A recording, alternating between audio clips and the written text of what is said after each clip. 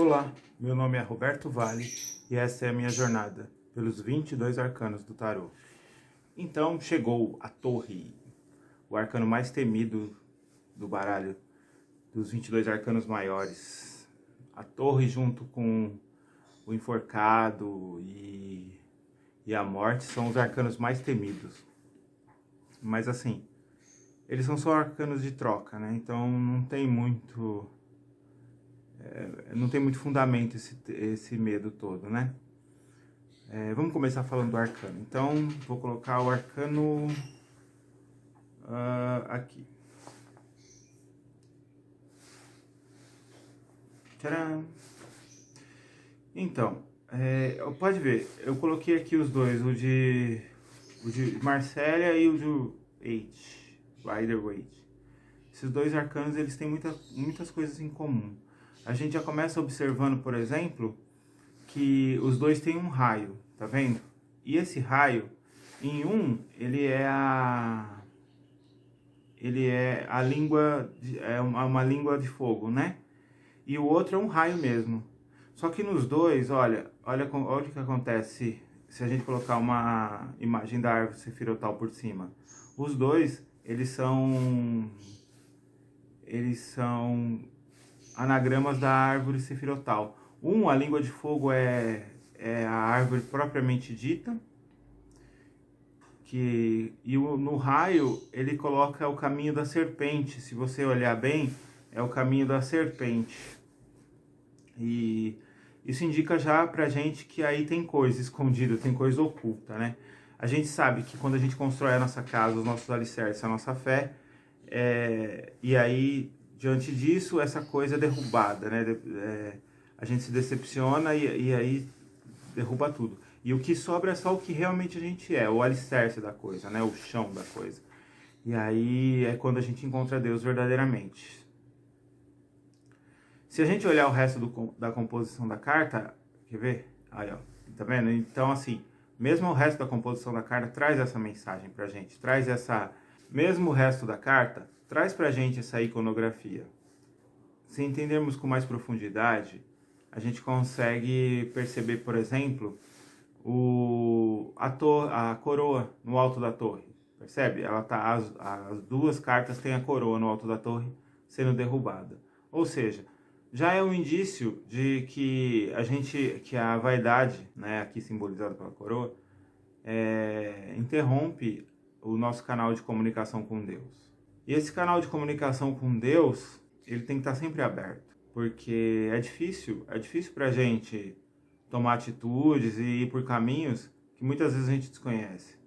Então, pedir a orientação de alguém, se apoiar em ombros de gigantes, é muito importante, né? E aí a gente vê mais abaixo, no arcano, quer ver? É isso. Aí, ó, nos dois arcanos tem pessoas caindo, né? A diferença maior entre a queda é que percebe que tanto um quanto o outro, tem um deles que está interessado em pegar o material e outro não. O outro até tá, mas está com medo de cair. Então ele está indo mais de frente para o chão, ele está mais interessado no chão, nos dois arcanos. Ou seja, um vem com aspecto material e o outro vem com um aspecto mais assim, eu aceitei, né? Foi ruim, mas foi bom, né? O famoso foi ruim, mas foi bom. E aí eu acredito que seja uma lição. Quando a gente sofre o impacto desse arcano, você escolhe como você vai se portar. Ou você vai amaldiçoar e buscar repor a sua perca de forma material, né? Porque já que a gente está falando de um arcano espiritual, porque já começou os arcanos espirituais, lembra? Os primeiros 7 são físicos. Os segundos 7, né, até o arcano 14, que era o dos cântaros, né? Eles são etéricos. E agora a gente já começa com arcanos espirituais. Começa com o diabo, né? Que é como eu falei, ele tem um monte de pressupostos relacionados à iluminação. É quando a gente se ilumina e a gente tem um grande poder e a gente não sabe administrar esse poder ainda. E agora a gente está sofrendo o impacto desse arcano, que é pegar tudo que a gente acredita e tudo que veio até agora. Porque assim, quando você tem um mestre externo, ele vai te ensinar o caminho da jornada até aquele ponto. Dali para frente é só o seu mestre interno. É só o seu anjo, sagrado anjo guardião, que vai falar com você. Porque daqui para frente o caminho é pessoal. Entendeu? Se eu acredito hoje, depois de ter vivenciado muitas coisas, eu acredito que se meu anjo não tivesse entrado em contato comigo, certamente ou eu estaria totalmente perdido, cada hora fazendo um processo diferente, cada hora testando uma coisa, não sei o que, fazendo provacionismo louco por aí sem a menor chance de saber aonde eu ia chegar, ou estaria estagnado ainda, seguindo os protocolos que o mestre que me ensinou tudo, sabe, lá da escola onde eu pertenço. Então ele deixou um monte de coisa, yoguinha, e horáriozinho, e não sei o que, por quê? Porque aquilo foi importante, foi um caminho para mim chegar onde eu tô agora. Aí, num dado momento, não tô falando que isso não tem importância. Claro que tem, porque naquele momento tinha muita importância para mim. Só que agora eu até faço alguns procedimentos do que foi ensinado, mesmo por orientação do meu anjo. Mas é o meu anjo da guarda, é esse ser que me acompanha, que me orienta, que agora é o meu mestre, que agora consegue me orientar no sentido de você vai crescer por esse caminho, você vai crescer dessa forma, você vai... Porque é muito importante que esse mestre pessoal, que todos nós entremos em contato com esse mestre pessoal. E um dos caminhos para isso são os 22 arcanos do tarô. Eu conheço muita gente que só conseguiu entrar em contato com o seu mestre pessoal, com o seu anjo, o seu sagrado anjo guardião, ou aquele que é o mensageiro de Deus para a gente na Terra, através dos arcanos, fazendo a ritualística dos arcanos. Existe sim um cabedal de conhecimento a respeito disso, mas verdadeiramente conversar com o seu anjo, perguntar as coisas, pedir uma resposta, conversar sobre assuntos diversos, ter o seu anjo como amigo, sabe? Um amigo pessoal que te acompanha em todos os lugares, sabe? O anjo que habita a sua nuca. Então, é muito importante. E nesse dado momento, esse arcano vai mostrar pra gente que se a gente não jogar tudo fora, tudo que o mestre trouxe pra gente, não é que a gente nunca mais vai ter acesso àquilo. A gente simplesmente pega todas aquelas regras que a gente seguiu por 10, 15, 20 anos e agora começa a entender paulatinamente o que cada ritual daquele fez com a gente. Qual foi a transformação que aquilo trouxe pra gente. E agora eu não faço mais robotizado. Agora eu faço porque eu entendo. Seguindo aqui no tarô, a gente consegue ver que são 3 janelas, tanto numa torre quanto na outra. A gente percebe aqui que são 3 janelas, né? E aí, a gente consegue notar uma coisa. Não tem nenhuma porta aparente, não tem nenhuma porta mostrando que é o caminho que a gente deveria seguir. Percebe que a gente deveria sair? A gente acabou construindo uma torre onde a gente ficou isolado. A gente seguiu o caminho do eremita de uma forma que não deveria. A gente se isolou de todo mundo, a gente construiu barreiras para nos proteger. Não dá, até uma determinada parte do processo de iniciação, isso é muito importante. Eu tenho que construir barreiras, sabe? Usa branco mesmo, se isola, vai para o retiro mesmo, sabe? Fica separado das pessoas. Só que a iniciação no alto da montanha, ela tem seu tempo. E ela não é um processo em si, ela é uma parte do processo. Agora é hora de descer, é hora de se misturar. E agora sim você vai testar os valores que você estudou. Agora sim você vai experimentar todo o conhecimento que você ganhou. Agora sim você vai ter acesso aos materiais alquímicos que você leu nos livros. Entende? E eu acredito muito nisso, que essas 3 janelas significam isso. Outra coisa muito importante, a gente percebe que no outro arcano não tem isso, mas no arcano de Marsella, a gente percebe que um dos caras está caindo em direção a uma plantinha que tem 3 ramos. Pai, Mãe e Filho, ou Pai, Filho e Espírito Santo, ou Brahma, Vishnu e Shiva, essas trindades que existem por aí. Mas é que simboliza na manifestação. No arcano, há 2 arcanos atrás, quando a gente estava falando do arcano da temperança, há 3 arcanos atrás, no arcano da temperança, eu mencionei que a alquimia nada mais é do que você misturar tese e antítese para que surja uma síntese, né? Essa síntese, normalmente, é o material alquímico, é o trabalho com material alquímico. Um dos personagens que estão caindo da torre está em busca da alquimia. E o outro está em busca da outra folhinha, da folhinha de 6 pontas. Ou seja, trazendo para si a árvore sefirotal, todo o peso das regras da árvore sefirotal. Se a gente colocar, as 6 pontas significam exatamente isso aqui, ó. São as esferas de cima da árvore sefirotal. Você pode transcender para baixo também, mas basicamente ela a estrela de 6 pontas nada mais é do que um anagrama da Merkabah. E a Merkabah, que é essa aqui, nada mais é do que o coração do anjo. Ou seja, aquela criatura que realmente alcançou a iluminação, que realmente buscou e alcançou os níveis mais elevados de contato com o seu Deus interno, consegue ser uma sombra da Merkabah, consegue ter contato com o coração do anjo. Já o outro parte para um princípio mais alquímico, volta aos estudos, volta ao processo de iniciação. Não estou falando que são 2 caminhos, um é um caminho devocional e o outro é o caminho do fogo. A gente tem que entender que cada um tem o seu caminho. Eu optei pelo caminho do fogo, mas isso não impede que alcancemos a iluminação através do caminho emocional, através do caminho devocional, através da devoção para com o santo, para com alguém que alcançou a iluminação, seja qual foi o método que a pessoa usou, né? E por último, não menos importante, a gente percebe que existem 2 caminhos diferentes, como a gente estava falando anteriormente, são 2 caminhos distintos. Um é um caminho quase que reto, percebe? Que no tarô de Marsella, as esferinhas elas fazem um caminho quase que reto.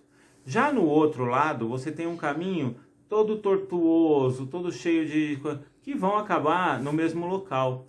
É mais uma vez uma referência ao caminho da água, o caminho do fogo. Ou seja, o caminho do fogo é o caminho reto, só que ele vai exigir muito de você. Um comportamento, um pensamento, ele vai exigir muito, ele vai exigir de você regras severas e capacidade de absorver e de aguentar o impacto diante de vários desafios que vão surgir para você. Afinal de contas, você está no caminho do fogo, então, né? E o outro caminho, o caminho da água, ele é mais tranquilo, ele é mais longo, ele é mais tortuoso, ele é mais demorado, né? A gente vai se demorar em coisas, a gente vai sentir coisas, afinal de contas, é o caminho da água, das emoções, mas os 2 chegam no mesmo ponto. De formas diferentes, você alcança o chão, alcança seus alicerces, alcança suas bases. No arcano do Rider-Waite, já não tem isso. Percebe que assim, ele colocou lá as línguas de fogo, colocou 20, né? Que é o dobro da árvore sefirotal. Colocou a quantidade... Colocou, assim, se ele tivesse colocado 10 de cada lado, mas ele colocou 8, eu não entendi muito bem qual foi o intuito daquelas línguas de fogo ali em cima, ali embaixo. Porque tanto é que uma faz o caminho reto, né? Uma faz um caminho e a outra faz um caminho totalmente bagunçado. Eu acredito que ele deva ter querido mostrar isso. Mas assim, ficou muito mais difícil da gente interpretar isso nesse arcano. Só consegue enxergar essas coisas quem já conhece não só o arcano de Marsella, mas um monte de arcanos que tem por aí. Inclusive tem arcanos que usam a árvore sefirotal no lugar das esferinhas, que também é um caminho, porque é o caminho da serpente. Então a gente consegue perceber, né? Outra coisa também, no de Marsella a gente percebe que as esferinhas têm 3 cores. É o vermelho, amarelo e azul e verde, né? Só que assim, a distribuição dessas cores, ela é bem sugestiva. Percebe que no princípio, de um lado é a força de vontade, é o vermelho, né? do outro. Os dois têm o pai como início, né? Lá em cima, antes da coroa. Mas aí no outro caminho é meio tortuoso, ela continua com o pai, depois azul a mãe, depois é a mãe, o pai, depois é a forrate, que é a verde. Então assim, percebe que a pessoa está tendo contato com várias forças. No caminho da esquerda, da direita, você percebe que não, que a pessoa está simplesmente, já começa com impulso e vai embora, e o próximo passo, e vai embora, vai embora. E aí assim, são caminhos diferentes, como eu falei, mas que os dois levam para o mesmo ponto. Bom, agora sobre o meu dia. O meu dia. Eu tentei jogar alguma coisa fora, fiquei procurando aqui em casa. Realmente, talvez seja porque há pouco tempo atrás eu peguei e joguei um monte de coisa fora, coisas que realmente eu já não queria mais que estivesse na minha casa. E assim, eu tenho muito essa prática, né? E eu não consegui encontrar nada. Então, como eu não encontrei nada, não joguei nada fora. Mas, estava sobre a égide do arcano. E aí eu percebi que eu perdi uns arquivos aqui no meu computador hoje.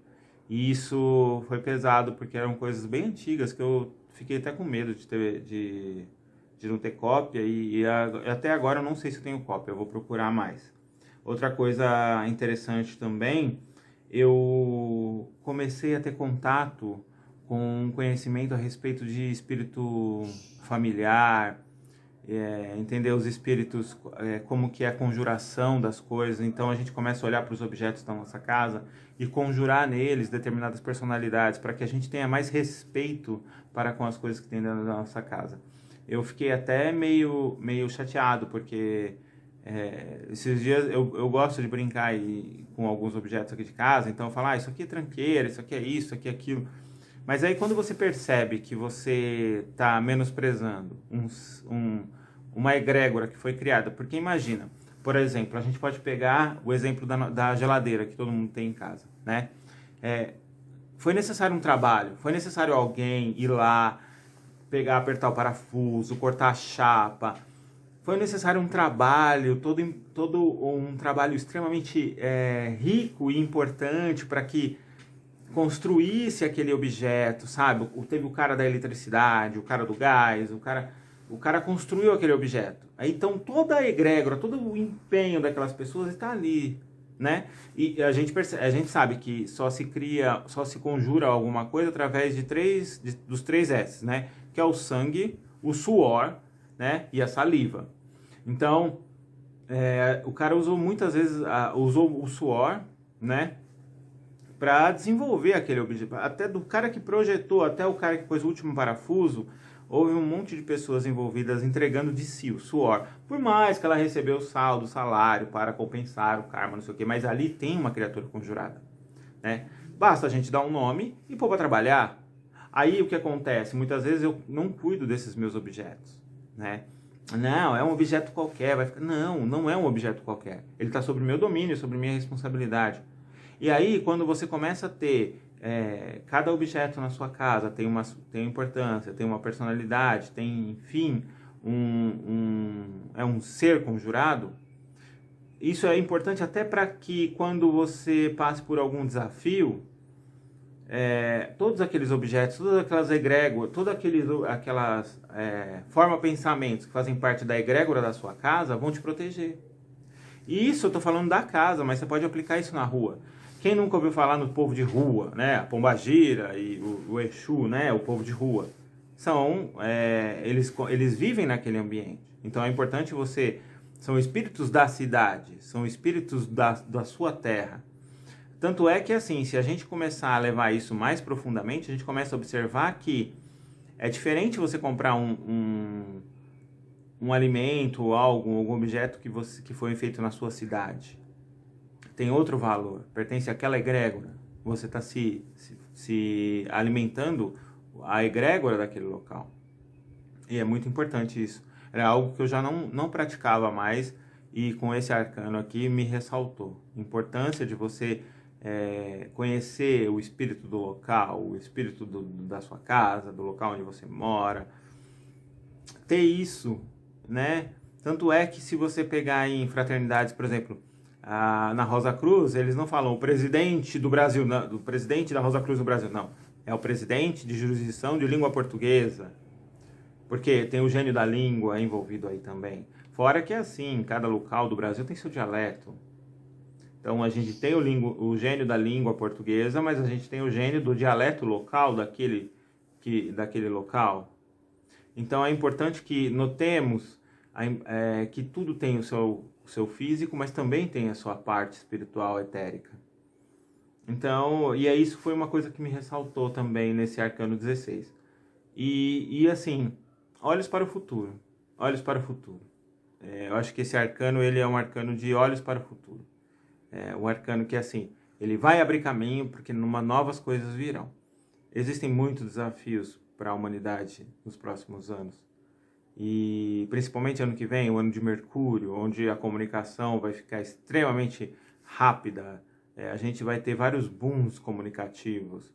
E a gente está vindo de um ano do Sol, que a humanidade precisava tanto por conta desse problema de pandemia.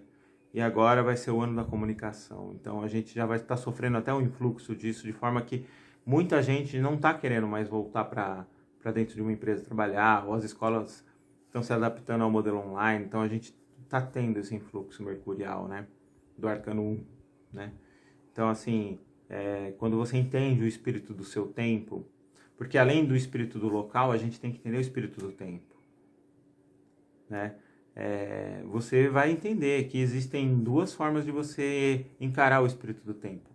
Ou a forma de Kairos, ou a forma de Cronos. E aí você escolhe. Ou você vai espiritual, entendendo que é um momento de Mercúrio, que é um momento de comunicação, que como os astros estão se posicionando diante desse desafio que está surgindo para nós. Ou você vai por Cronos, Saturno, trabalho, mas enfim, você vai ter que enfrentar. E eu acredito que o Arcano 16 trouxe isso para mim hoje, né, nessa experiência que eu vivi.